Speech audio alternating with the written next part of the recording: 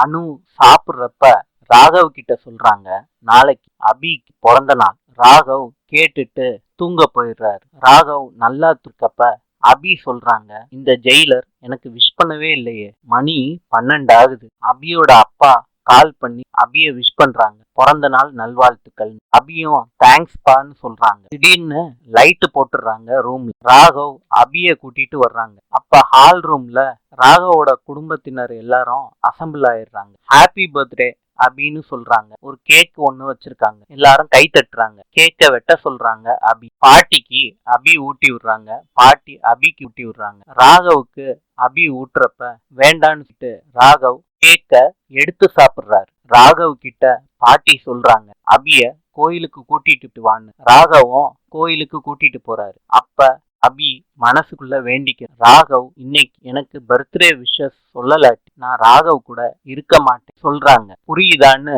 சத்தம் போட்டு மனசுக்குள்ள பேசுறதா நினைச்சு வெளிப்படையா சொல்லிடுறாங்க. எல்லாரும் அபிய திரும்பி பாக்குறாங்க. இத்தாலியின் நாணயம் லிரா. நாளை சந்திப்போம்.